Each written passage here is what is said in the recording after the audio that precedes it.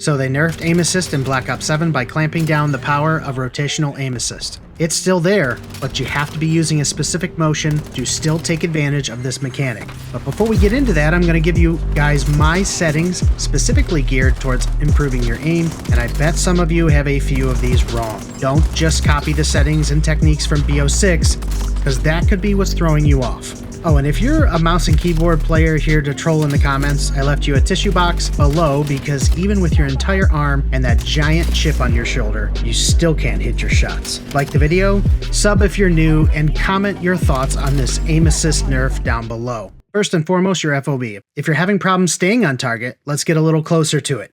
I recommend 105 to 115. I even play Warzone on 115, so it's not going to hurt your viewing space too much. It could give you an advantage for seeing more details and helping stay on target. When our ADS field of view to affected and our weapon field of view to wide, less screen space means larger targets and more wiggle room on your target. Anything that says motion blur, turn it off. Camera movement, we want to turn that down to 50. It's the lowest. Then over in Gameplay HUD, we want to turn crosshair dot and crosshair lines if you're using it, both to static. This is also where if you want to change your crosshair to a different color, you can do so. Going over to controller, don't let anybody else tell you what your sensitivity should be. Generally speaking, sensitivity is above a 1.3 or a 1.4. I am currently playing on a 1.85. I was on a 1.65 on Black Ops 6. I have increased the sensitivity because I feel like it's slower, but nonetheless, I feel accurate with this number. Start low and work your way up to the point in which you are still accurate. We're going to talk about control here, as well as how to still use rotational aim assist effectively. Under the sensitivity multiplier, I reduced this to a 0.85, so while I'm playing on a higher 1.85, I'm still under a 15% reduction when I'm aiming down sights. In the advanced aim settings, I started off on gradual, which I believe is the default, and I think that that is a good place to stay until you get used to the movement, because we are transitioning a little bit differently thanks to the lack of tactical sprint ADS penalties. And I'll talk about that more in the future as I'm putting together a movement guide. But in this current situation, I am now comfortable with instant.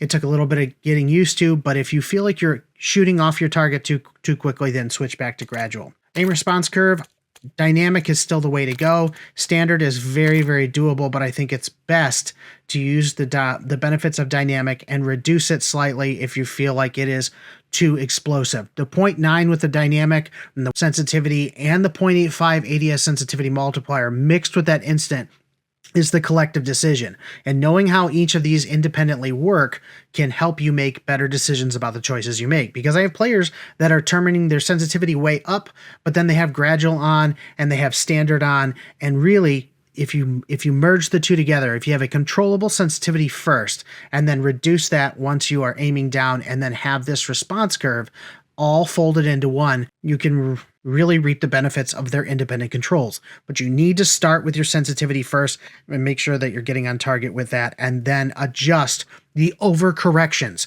If you're overcorrecting too much, which we're going to talk about now in dead zones, the instant is probably the first thing to switch back to. Dynamic, I would reduce this slope curve down to 0.7 or even 0.6 before I would switch to standard because of the movement of this game, and we're going to see how it's going to change over the next couple weeks before it's integrated into Warzone. I'm not exactly sure what they're going to do. They don't have wall jump yet, but the lack of tactical sprint has changed the dynamic movement and is also getting players into a really bad habit. More on that in just a moment. Left stick max reduction being down to about 65 or 70 will get you into the faster sprint or the action of moving away, because we still have lateral slides and jumps, which is one of the things that I think is also breaking people's aim assist in this game due to the lack of some strong rotational aim assist. My left stick min is 0 and my right stick min is 5. I'm initiating my sideways or backwards movement away from operators, and then it's at full maximum potential 65%. But my right stick is not detecting movement until I get to level 5. Now, if you have stick drift, you're going to have to turn that up higher, or if you turn it down lower, you can have it even more snappier. But what I have found is due to the development in TMR sticks and the Hall effect controllers is there's so much sensitivity thanks to these improvements in the technology, that now there's lots of overcorrection in the gunfight. So for me, it was a 3 on the BO6. I have turned that up to 5 because I am constantly overcorrecting. I may back that back down as I get used to the change in the rotational aim assist. All of these things can be changed in that order, and that's exactly how I would approach this. Is if you feel like you still need to have control, change them independently and work yourself through that order. If you're not getting on target on time, then you need to be able to turn that sensitivity up to where it is just at the brink of control for you. If it's slightly too fast, you're going to waste precious seconds overshooting your target, and getting back on is going to be harder. And that's what I want to talk about in today's examples, which we're going to get into right now. So you can't have an aim guide without talking about centering, and centering is just as simple as it sounds, where your crosshairs are in the center of the screen. Now that translates into passive aim, which is where you are looking in the direction of where enemies are likely to arrive, being prepared and pre-aiming those areas and having the instincts to look in the openings as you encounter new fights. It is extremely important to have this crosshair placement down pat because it will help exponentially with timing of your aim. Now what I've found is every time you start a new movement system, you tend to bring old habits into that game.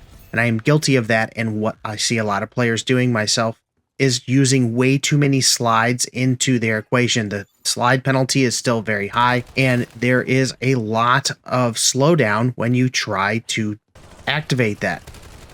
What that means is when you are getting in and out of these gunfights, you are not able to fire your weapon as quickly as you once did.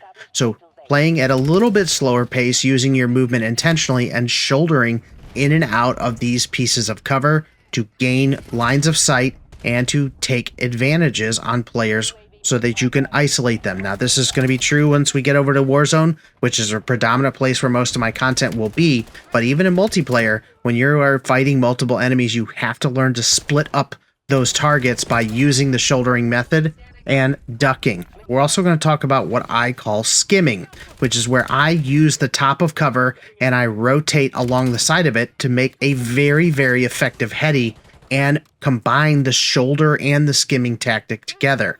So I'm popping in and out of that left side cover and going over the top of that other piece of cover to take multiple players out of the fight. One of the things that I also talk about with students is about reactionary aim. You need to be able to combine your information and then turn on an enemy's placement. And that could be from the map, it could be an audio cue, or it could literally be a visual cue as a player is landing in on you. You also want to be using the ADS mechanic as you're doing your movements, because the G slide, or sliding after a jump and then ADSing during that motion, will make a very fluid transition between hip and ADS. You also can let go of the ADS and do what I call plugging, which is like letting go and then turning around and using the hip fire mechanic to your advantage, which will give you that sidestep mechanic. Now introducing rotational aim assist. And what we've talked about 100 times over in the aim guides before is using the mechanic of aim assist, which is the slowdown that happens when your crosshairs hover over a player. Now, what they did is they lessened the strength of rotational aim assist, which is where you activate your movement stick to create the circular gunfight. So now you're still going to be moving the left stick to assist in that rotational slowdown, but you have to be moving the right stick in the direction of the enemy that you're trying to hit so that you are taking advantage of the mechanic. There are quite a few scenarios that you can use this in, including slides, jumps, as well as your strafe.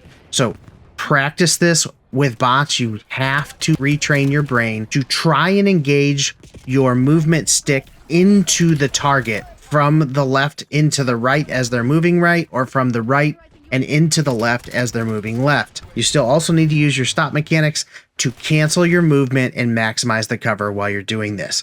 And now I'm going to show you on-screen mechanics with the controller so that you can see those directional movements and how aim assist is not working as well with the motions that I'm doing and where it's doing its best. So as I'm sliding up to break this player's camera, you can clearly see that my aim stick is pointed in the direction of where the enemy is. I'm also initiating a backwards diagonal at that point. Now, I don't want you to overthink these directions and how I'm doing it on my controller, but I do want you to see visually what I mean is that I am from the right and I am moving left as well as moving my aim stick left. In previous versions of the game, it did not matter which direction necessarily you were trying to drag that cursor. The motion of this going left and right would help pull you around the outside of the target. And if you're not moving the right stick in the direction of the enemy, rotational aim assist does not seem to work as strong.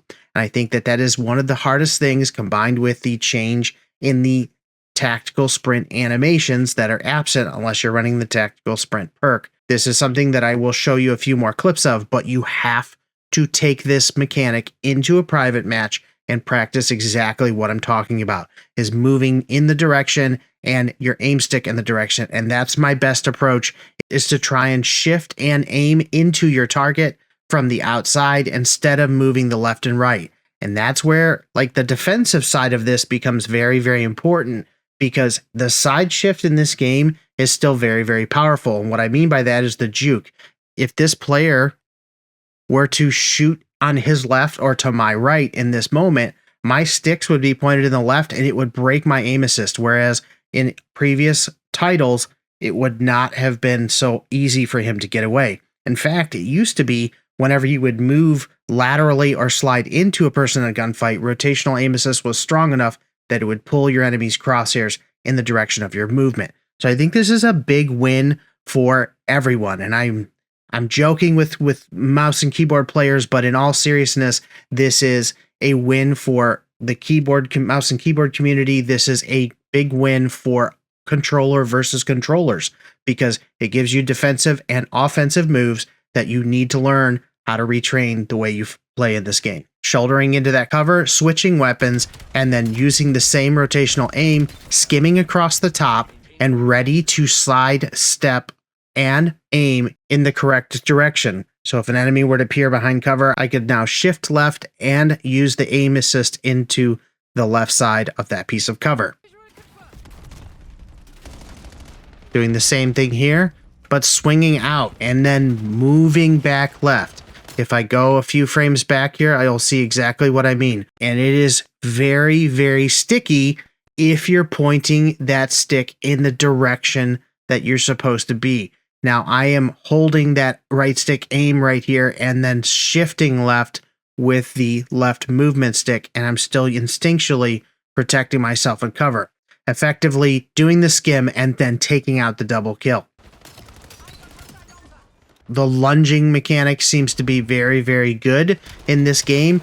I think the slide still leaves a little bit to be desired. And this is a great example here of not only railings and how they've always had aim assist problems. I have very little stick movement here. I'm not controlling my recoil, and I'm also not shifting accurately. So I'm missing those shots because I am not manipulating the sticks in the correct orientation to capture the target. You can still use slides to get up to the edge of cover, but then use that skimming mechanic as you come around the top of those covered surfaces, and then use the same scooping technique of bringing your aim and your left stick movement right into the target.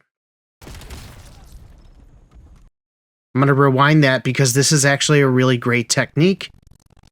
And as you slide up, we went past the target, we overshot, so we are now using the bob left, bob right, but we are moving the stick with that function. Once again here, strafing right, moving right with that stick. Very, very important. Guys, practice this, practice pulling down on your stick, but most importantly, make sure you are looking in the direction of your target if you're trying to activate aim assist. I'm sure that Activision will tweak this again before we get to Season 1, especially once we integrate into Warzone. I will be continually doing testing along the way, and I will give you guys updated changes that I see based on these mechanics, as well as your typical recoil control, along with your timing of all of the other mechanics related to this topic. Don't forget to like and subscribe, because if you want the most in-depth tips and tricks once Black Ops 7 gets integrated into Warzone, this is definitely the channel for you.